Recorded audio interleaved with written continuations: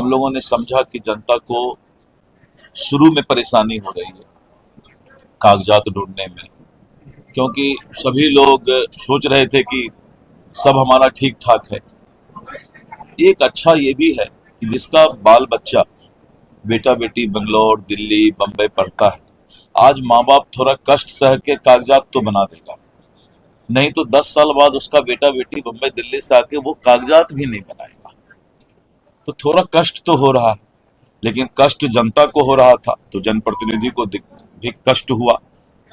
तो हमने एक फैसला लिया है, 1-2 दिन में पत्र निकाल देंगे कि अभी हम 3 महीना उनको कागज ढूंढने का, कागज तैयार करने का पहले समय देंगे, तब हम सर्वे का डिक्लेरेशन स्टार्ट कराएंगे। 3 महीना में हम सभी जनप्रतिनिधि के साथ बैठेंगे और बैठ करके हम इस बात को समझेंगे और रैयत के साथ भी बैठेंगे जो जमीन के मालिक हैं। और अपने विभाग को भी हमने सभी सीओ को पटना बुलाया, हमने सख्त हिदायत दे दिया है कि अपनी आदत में सुधार लाओ, नहीं तो दिलीप जायसवाल किसी को बकसने वाला है। और विभाग में भी सुधार लाऊंगा, मैं किसी को बकसने वाला नहीं। और रैयत को भी, जो जमीन के मालिक हैं, घर के मालिक हैं, उनको भी हम 3 महीना का समय अभी देंगे, जिससे कि वो कागजात तैयार कर ले। कैथी लिपि को लेकर, कैथी लिपि के लिए मैंने कहा कि कैथी लिपि का भी ट्रेनिंग बनारस और सारे लोगों से, क्योंकि एक आदमी उर्दू नहीं जानता है, कैथी नहीं जानता है, तो कल जो कैथी जानने वाला है दूसरे पार्टी से 50,000 रुपया लेकर के गलत पढ़ दे तो एक आदमी के साथ तो अन्याय हो जाएगा। तो वो भी एक समस्या था। तो हमने अपने अभी हमारा जो है करीब करीब 100 से ज्यादा अधिकारी इसका विशेष ट्रेनिंग कैथी लिपि का ले रहे हैं। और रैयत से कोई गलत नहीं बता दे, इसलिए ओ या हरसई दुर्गई कैथी में कैसा होता है उसको हम डिस्प्ले करेंगे, जिससे कि वो मिला भी ले कि ये आदमी सही कैथी बोल रहा है। तो प्रत्येक सीओ ऑफिस में हम मुखिया को, सरपंच को, सब जगह वो एक भेजेंगे कैथी लिपि का हिंदी में और कैथी क्या होता है। तो ये सारा चीज करने में समय लगता है। तो ठीक इनका भी आया था ये विचार, मैं देखा इनका जब भी कुछ आता है तो सिंहेश्वर स्थान के लिए बोले, मैंने तुरंत ये किया, राजकीय उसको ये करना था।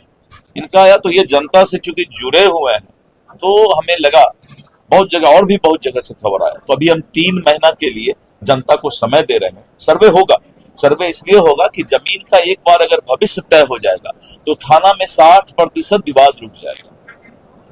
सिविल कोर्ट में दादा केस करता है सिविल सूट तो पोता को जजमेंट मिलता है, और बेचारा जमीन का मालिक जो है न्याय पाते पाते ऊपर चला जाता है। बंगाल ऐसी जगह में जहां कम्युनिस्ट का शासन जिस वक्त था 10 साल पहले, सर्वे हो गया और बंगाल में सारा चीज डिजिटल है, उड़ीसा में सारा चीज डिजिटल है, मध्य प्रदेश में डिजिटल है, सब जगह डिजिटल है। तो थोड़ा कष्ट तो होगा, लेकिन जो अभी जो प्रॉब्लम था उस प्रॉब्लम को दूर करने के लिए एक बार 3 महीना का समय और विभाग को हिदायत कि कागजात तुम्हारे पास है तो तुम मांग क्यों रहे हो रैयत से भाई? अगर कागजात नहीं था तो ऑनलाइन रसीद कैसे काटे? तो ये सारी बातों का हल राजस्व मंत्री के रूप में, एक आम जनता के रूप में, पहले राजस्व मंत्री को एक आम जनता होना चाहिए, तो मैं एक आम जनता हूं और इसीलिए 3 महीने का समय हम देंगे। सर्वे होगा, क्योंकि जो जमीन माफिया है या जिन्होंने अतिक्रमण कर लिया है वो लोग ज्यादा रिमर उड़ा रहे हैं कि सर्वे बंद हो जाए, क्योंकि 52,000 एकड़ जमीन हमारा सरकारी जमीन, 50,000 से ऊपर एकड़ जमीन हमारा अतिक्रमण और माफिया के पास है। तो सर्वे होने से वो भेद खुल जाएगा। लाखों करोड़ की संपत्ति सरकार की, इसलिए हमने ये कहा है कि सर्वे अगर डीएम का ऑफिस है तो डीएम को भी कराना पड़ेगा, एसपी का ऑफिस है तो एसपी को भी, सभी लोगों को अब जो सरकारी अस्पताल से लेके सरकारी जमीन से लेके सरकारी ऑफिस, सरकारी निवास, अब सबका दाखिल खारिज होगा, वो सरकार के नाम पर होगा। लेकिन पहले वो दाखिल खारिज नहीं कराते थे, तो सरकारी संपत्ति कोई ले भी लेता था तो केस नहीं हो पाता था। अभी हमने एक बहुत बड़ा स्कैंडल पकड़ा और के पाठक हमारे राजस्व परिषद में हमारे विभाग में है, हमने उनको लगाया है इस चीज में कि अगस्त से सर्वे का कार्य शुरू हो चुका है। जमीन सर्वे को लेकर ग्रामीण इलाकों में लोगों के बीच जो कि आक्रोश देखने को मिल रही है, क्योंकि जो कि वहाँ के लोग बहुत सारे परेशान हो रहे हैं। बहुत सारे लोग जिनके पास डॉक्यूमेंट नहीं है वो बहुत सारे परेशान हो रहे हैं कि कैसे डॉक्यूमेंट मिलेगा। इसी के बीच ज़मीन सर्वे का जो कि है मामला हाई कोर्ट तक पहुंच गया है कि इस जो कि है ज़मीन सर्वे को रोका जाए, यानी कि बंद किया जाए। तो चलिए इसी सभी के बीच जो कि सर्वे को लेकर सवाल पूछा गया है राजस्व मंत्री दिलीप जायसवाल से। तो चलिए इसके बारे में क्या जवाब देते हैं, चलिए सुनते हैं। देखिए, ऐसा है कि माननीय न्यायालय के पटना हाईकोर्ट में एक याचिका दायर हुई है, कल पता चला है। अभी उसके कागजात जब आएंगे तो उसमें क्या उनका मांग है, क्या वो डिमांड कर रहे हैं, उसको जब हमारे लीगल एडवाइजर और एडवोकेट हमारे पढ़ लेंगे तब उस पर हम कुछ बताएंगे। आज बैठक चल रही है आपके बिहार में सर। मैंने पूरे बिहार के सीओ को आज करीब 153-155 सीओ को बुलाया है। फिर 25 तारीख को और सीओ को बुला दें। नवादा की जो घटना हुई उसको कैसे देखते अब लीजिए, अभी तो वो पूरा ही नहीं हुआ उनका, अभी उनका पूरा नहीं हुआ है। तो हमने पूरे बिहार के करीब 150 सीओ को आज बुलाया है और सीओ को मैंने स्पष्ट निर्देश दिया है कि किसी भी जनता को राजस्व विभाग में दाखिल खारिज, म्यूटेशन और जितने भी परिमार्जन के काम लेकर आते हैं, जनता को दिक्कत नहीं हो, इस बात की आप चिंता कीजिए। और अगर शिकायत आता है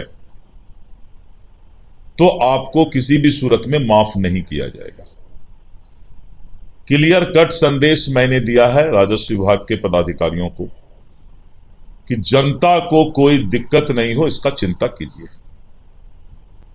नवादा की जो घटना है उसको कैसे देख रहे हैं? नवादा की जो घटना घटा है वो बहुत ही अमानवीय है और मैंने पहले भी कहा था कि अगर जमीन का सर्वे अच्छे तरीके से बिहार में हो जाए तो इस तरह के घटनाओं पर लगाम लग जाएगी।